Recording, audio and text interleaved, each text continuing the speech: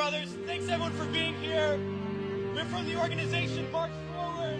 We're here to say to all those serving in the Army and the Marines and the Air Force and the Navy that you have the absolute right to refuse to take part in these criminal wars, and that's a right that all of you should exercise. You have no reason to go put your life on the line and kill and die for profit.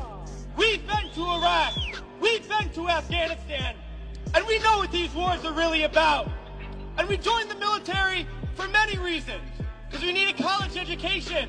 Because we need a job. Because we need health care. And then we joined the military, and they tell us that our enemies are poor people in caves in Afghanistan, or poor people in the deserts of Iraq. But we've been to those countries, and we know that our enemies are not other poor people abroad. Our enemies are the people that laid us off from our jobs, that denied us health care, that make it impossible to get an education. Our enemies are not in the poorest countries on the planet, but right here in the richest one. The occupations of Iraq and Afghanistan alone are costing over $700 million every single day. This is a crime.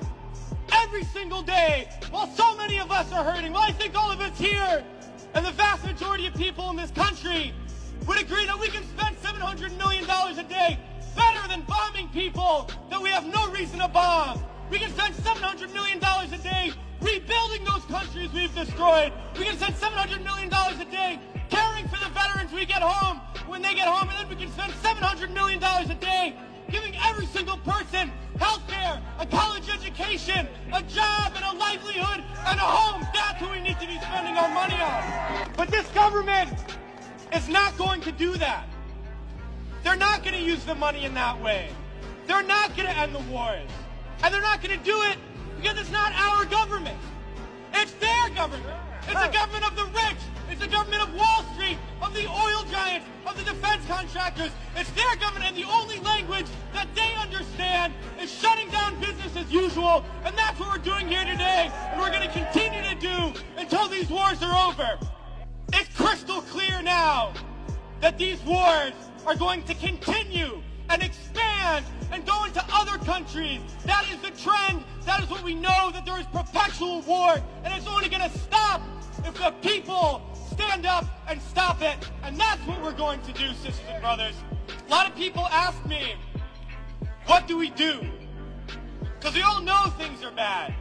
We all see the atrocities on TV. We read about it. We experience it. People always ask, what do I do? Because we always want to know what to do. Do we vote? Do we support a politician? Do we join an organization? What do we do? Well, I'll tell you what we do. It's simple. We fight.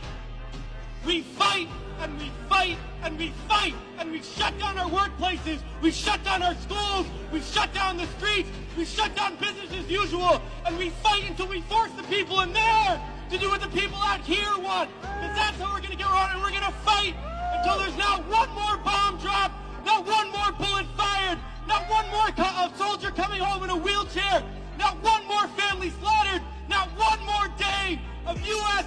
imperialism. So let's fight to make that happen. We can do it today, and in the days ahead, we have to fight to end these wars and create a better world, sisters and brothers.